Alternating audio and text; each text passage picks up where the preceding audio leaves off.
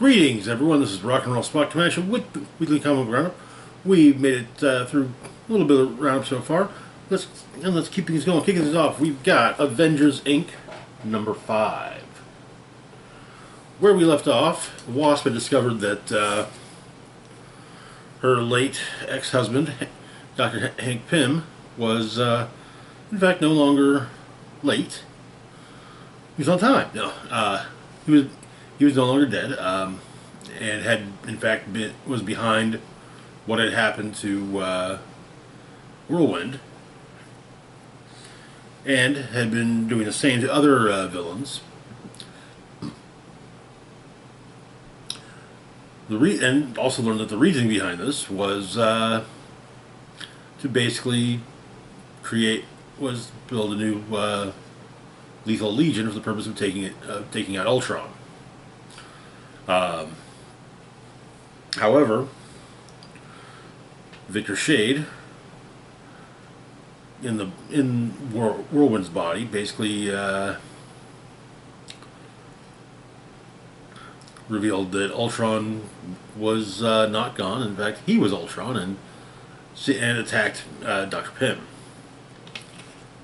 So the issue opens with Hank explaining things to a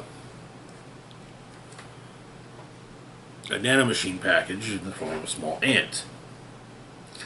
Basically, that since Pym and Ultron were basically merged for a while, Ultron basically developed flaws, just as Hank has flaws. And at the time, he believed that Ultron was in here, his head.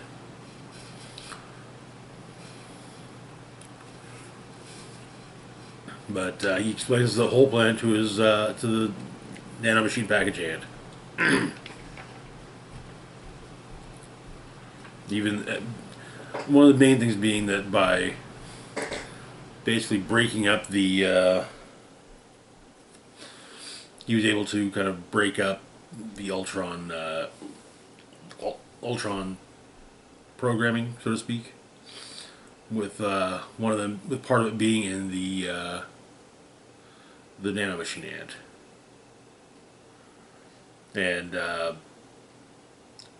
Blizzard, or Whirlwind, going by Vic Shade, insists though that he's Ultron 12, but call him Mark.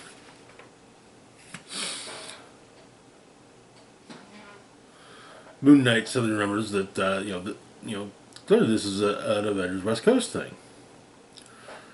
Moon Knight was part of the West Coast Avengers when they fought, when they encountered Ultron 12, and initially Ultron 12 was typical Ultron, working with the Grim Reaper and Grim Reaper's cronies. However, unlike other Ultrons, he could learn to be better. He came to accept Hank Pym as his creator, even his father, and died protecting Hank from another Ultron iteration. But that's what Ultron does. It self-evolves based on previous code. So the Ultron 12 code was always there, just locked off, suppressed, hidden. But it could be extracted, which is what Hank did with Vic Shade.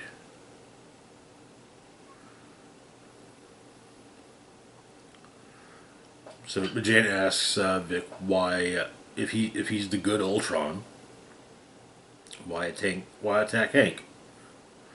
And Vic explains that the soft reboot, shutting Hank's system down, as it were, to stop him from getting a dose of Ultron taking over the rest of Hank's lethal legion. And so they attack. Eric O'Grady, Black Ant, is unaffected by this. But he's literally programmed for treachery. Hank never recruited O'Grady. Rather, the Ultron code just let him think that he did. As the though as Jan and O'Grady discuss this, Moon Knight points out that O'Grady's keeping Jan talking, while the rest of the Lethal Legion is spreading out.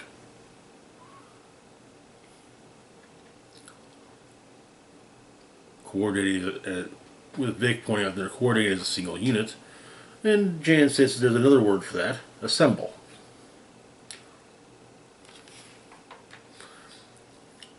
As she says that, the Vision pops up and stops Speed Demon from charging into Jan by turning Diamond hard right in his face. But Vision's not the only person that's come to help out. Valkyrie, as well as Mayor Cage, have shown up, as well as Ant-Man, Scott Lang, his daughter Stinger, and Hank's daughter, Wasp, who finally gets to meet her father. But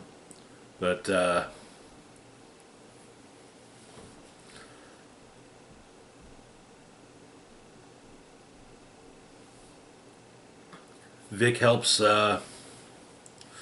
Hank up. Hank has a couple of tablets with information that will help to stop Ultron, which he hands to Nadia, saying that she's smarter than he is, even so. If there's anyone that can figure out how to stop Ultron, it'd be her. But while most of the villains are fighting with the heroes, one of them, Lodestone, has become Ultron's mouthpiece and basically takes scrap metal in the area and creates a metal skeleton, and Ultron transfers himself into it. But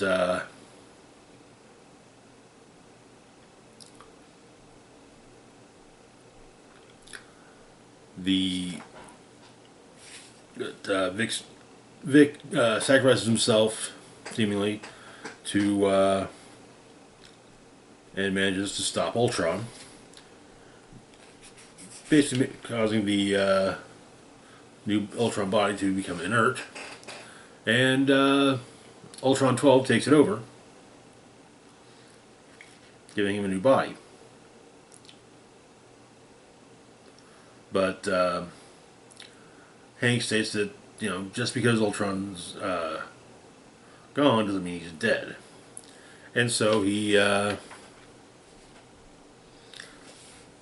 basically teleports himself as well as his Lethal Legion down to Subatomica.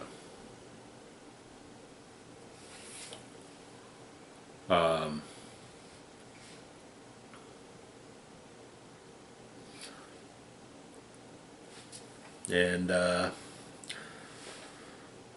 Nadia basically declares this new Ultron as being her it's kind of a brother, while Vision refers to him as Uncle Mark.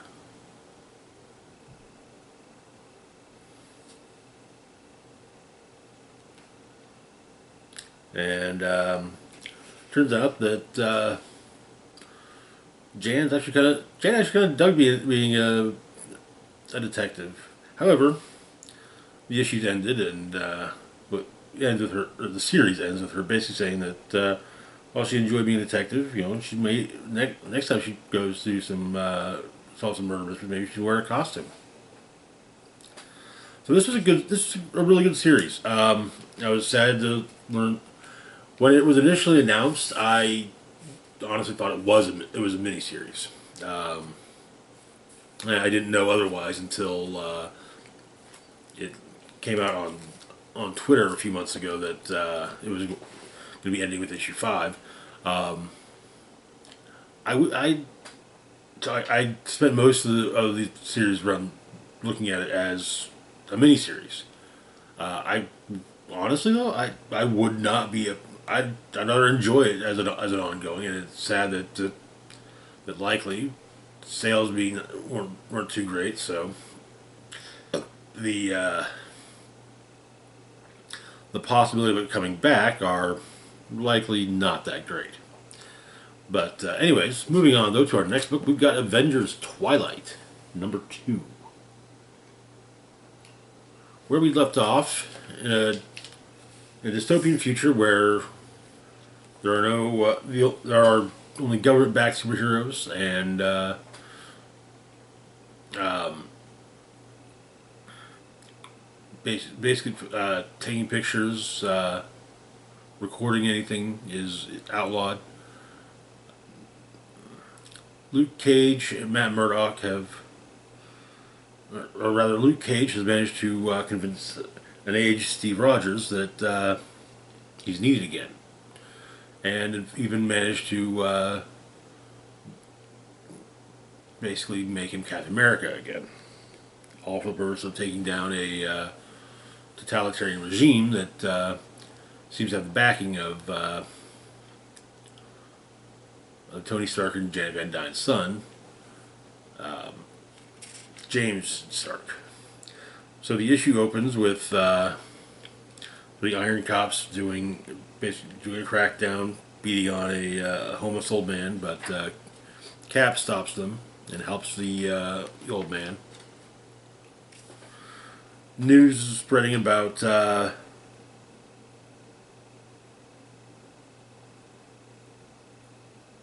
Cap's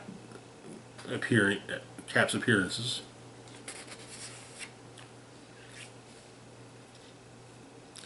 And the Defenders are planning something. But Cap's girlfriend Rosa shows up.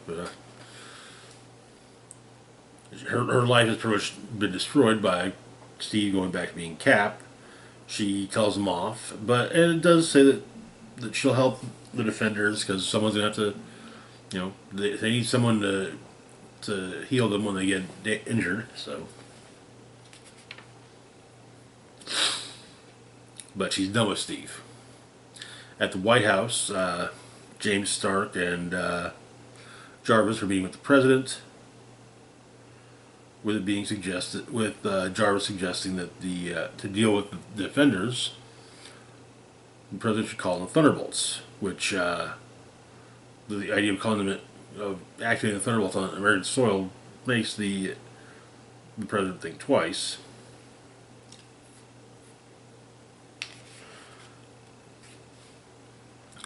As when the president refuses, however, Jarvis basically says, that he's basically the CEO of America, and the president's just the mascot. The secret of the Secret Service, they work for Jarvis, and the president works for him too. In fact, it was Stark money that put the president in the White House. And so the Thunderbolts get activated. We don't get any ideas to anyone. We have names for some of the characters, but it seems that they're names that old names for new characters, including a Bullseye.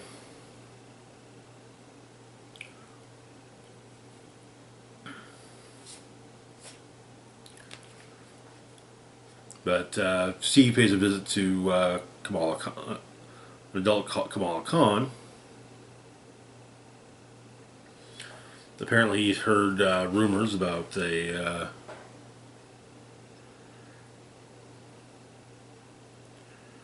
people being saved by a giant hand.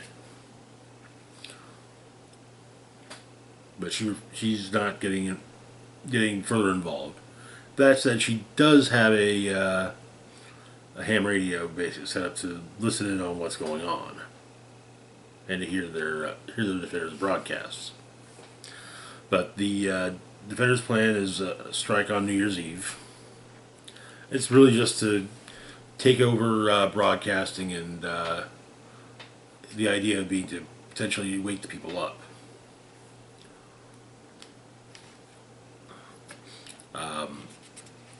It manages to get sent out, but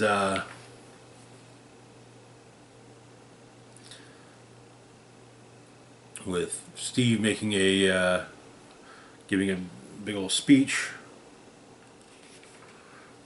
though the feed has been though he's allowed to continue to make said speech. Though it seems that the broadcast did not get as far out as Defenders would have hoped. The Defenders retreat, and while it seems that Bullseye has a shot, he doesn't take it. James Stark has been given schematics for new armor, which James is working on. Jarvis explains that the armor isn't reused by the Army, but rather reused by James. With James stating that he's not his dad. He isn't aware of one of the murder machines. But Jarvis says things have changed, and and that maybe if he knows his friend's son is inside an armor, that well, maybe that will make Cap think twice.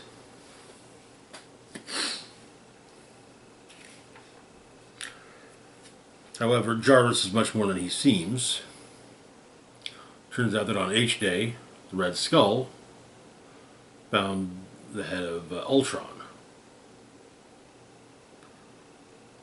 And the Red Skull has managed to craft a new face for himself and a new life as Jarvis. And apparently he's basically crushing humanity for in preparation to leave the planet and leave said planet to Ultron.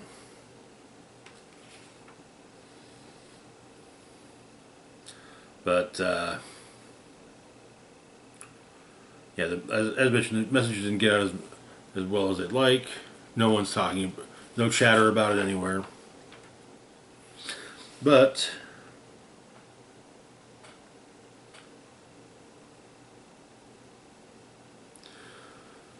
say they need help, and so why not get the world's smartest man, Tony Stark, and that is where the issue ends.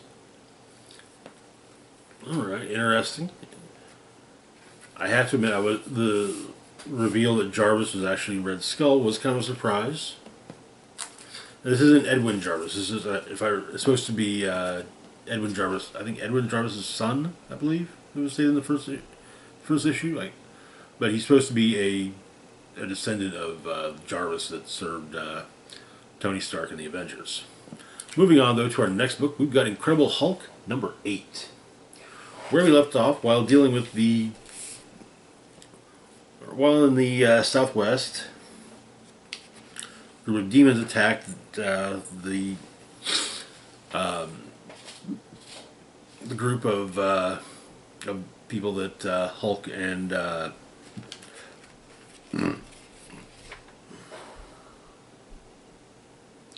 Charlie were staying with, and it seemed that the Hulk was was taken over by something, by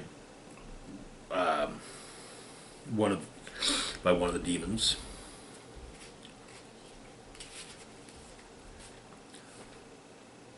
And so Hulk attacks Charlie, but the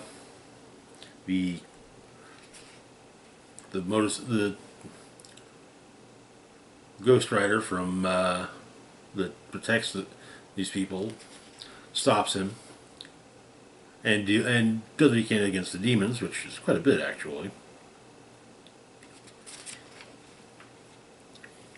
But the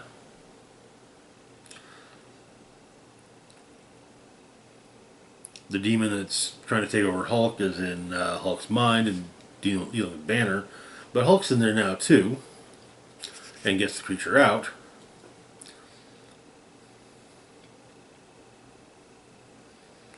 Manages to deal with the demons in the real world, and so Hulk and Ghost Rider deal with this group's leader.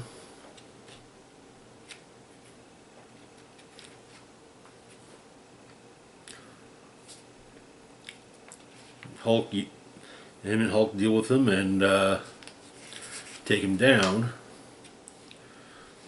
Though it tells Hulk that Eldest will have Hulk. His flesh is the key and is hers by right. Eldest's hand, the mother of horrors, will return.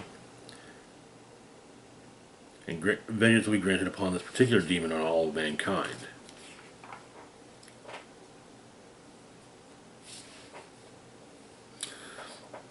The Ghost Rider points out to Hulk that Charlie's his weak spot. And that, adding that Hulk's a tough kill. If Eldest doesn't get that yet, she will soon. And she'll get to Hulk through the girl. And so, but Ghost Rider tells Hulk to keep her safe, because in the end, it's Charlie that's the one that'll matter. And that is where the issue ends. See, I've really been loving this run on Hulk. And I like this Ghost Rider. I get feeling we'll likely never see him again, but I hope I'm wrong. It's a fun version of Ghost Rider, and I'm always down for new versions of the Rider. Moving on, though, to our last book for the moment, we've got Marvel Superhero Secret Wars Battleworld number 3. Where we left off, Spidey and Human Torch have been dealing with a handful of villains: Electro, Hobgoblin, Absorbing Man, Baron Zemo, and Constrictor. And they got some reinforcements in the form of Daredevil, Falcon, and Iceman. However, it seems that the Beyonder has told the villains that if they don't win, the Beyonder will destroy all life on Earth. And so, they fight the heroes, basically under the presumption that they're now the heroes.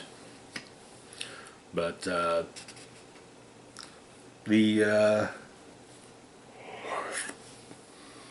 heroes aren't buying it. But Spidey deals with Absorbing Man, while Hobgoblin tangles with Falcon, putting him in a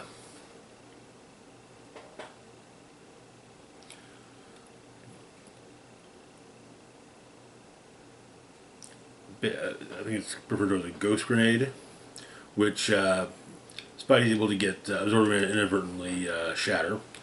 Electro's dealing with Iceman.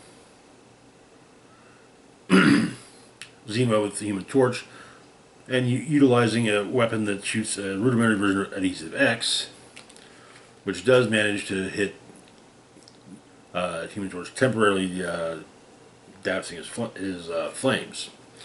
Daredevil's dealing with Constrictor, though Constrictor's not really thinking much on the implications of the Beyonder's whole thing.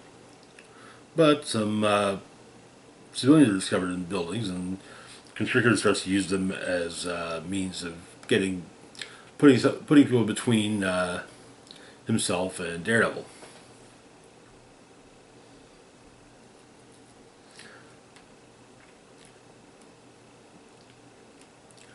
Torch manages to melt the Adhesive X off of him, and Zemo heads back to their base to work on new weapons. Hobgoblin follows, and Absorbing Man, Electro, and Constrictor are all taken out by the heroes. With the idiocy of Electro is what takes him out, as he electrocutes himself.